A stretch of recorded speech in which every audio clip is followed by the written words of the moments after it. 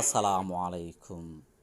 Waan ku salaamay daawade meel kasta oo aad ka joogto daafaha caalamka ee dunida. Waxa aynu maanta muuqaalkani kaga hadli doonaa taariikhda fanka iyo fanaanka. Waa kuma Cali Bashiir Cabdi Cali Dhaanto. Waase maxay micnaha iyo murtida gaarka ah ay xambaarsan tahay silsiladda Wardoon ee uu bilaabay fanaanka afgarashadiisu tahay boqorka dhaantada.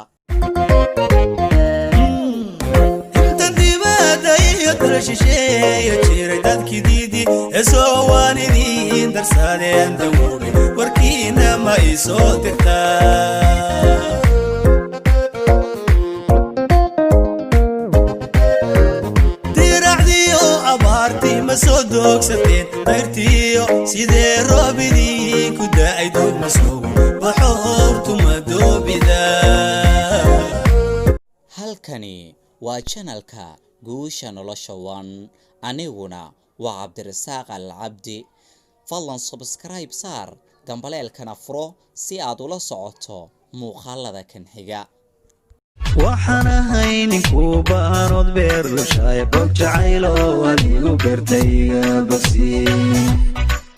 waxana haynin ku baanod beer lushay bog jacaylo adigu gartayga bogsi. Cali Bashiir Cabdi Cali Dhaanto waa fanaan Soomaaliyeed oo aad si wacan u garanaysaan. Cali waxa uu ku dhashay gobolka Shabeelle ee degmada Cadaadle ee dowlad deegaanka Soomaaliya. Cali sanadadii ugu dambeysay waxa uu boqolay geyiga iyo cariga galbeedka gaar ahaanna Yurub, balse halka aynu u sii maquuranayno ayaa ah heesta uu soo saaray ee Wardoon.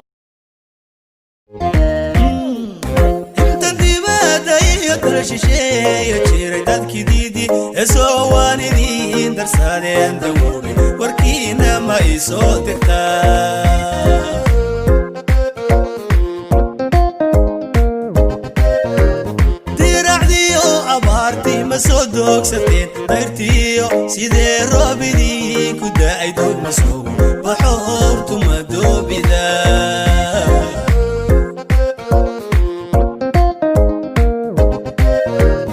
روحيديني بي ماكو سيديستين ديقرتيو قليني مدازلنا عند الحسن سوول كيما لاقادوكتا. waxa ayna noqotay silsilad suugaaneed ay isugu jawaabaan fanaaniinta iyo abwaanada ka soo jeeda dowlad deegaanka Soomaalida oo ah halka marka dhaanta la sheego sheekeeda dadka jooga ay durbaba madaxa ruuxayaan. inta dibadda iyo u dawaafteen qurbaha dadka dhiidhi istaaga halkii u doonayo inuu taagay daruurta ma ka daahan tahay.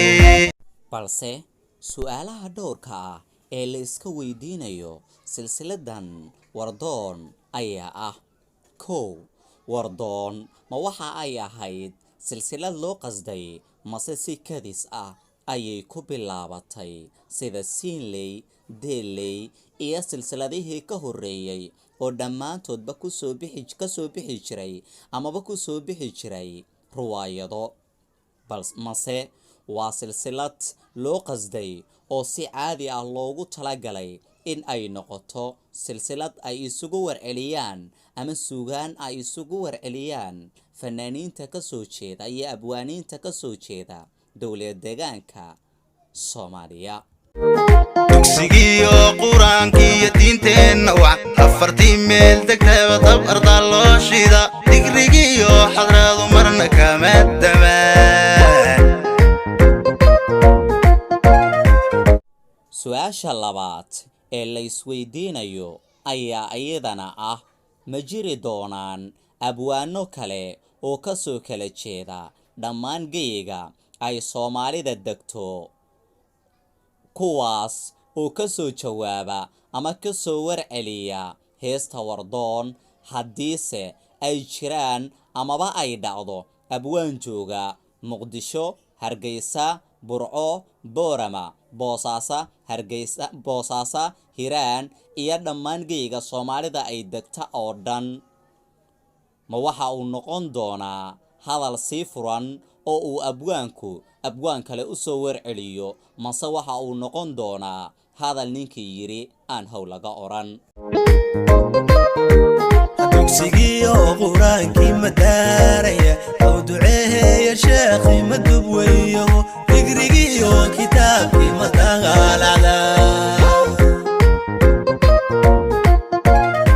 su'aasha saddexaad ee la isweydiinayo ayaa iyadana ah kaliya calimo waxa uu doonayaa in uu ka war helo dowlad deegaanka oo kaliya mase waxa uu doonayay in uu ka war helo Soomaali oo dhan balse hadalka ayaa u dhigmay DDS oo ah dowlad deegaanka Soomaaliya taa micnaheedu ma noqon karo in uu abwaanku doonayo kaliya dowlad deegaanka Soomaaliya in uu ka war helo balse waxa ay dhanka kale u muuqan kartaa in uu abwaanku iyo fanaankuba doonayaan in ay ka war helaan dhammaan geyga Soomaalida balse halka la carab dhaabay ay tahay dowlad deegaanka oo kaliya caadiyan marka laga hadlayo suugaan waxaa la muujiyaa meel ayada oo markaa micnuhu uu ka weyn yahay kaliya meel.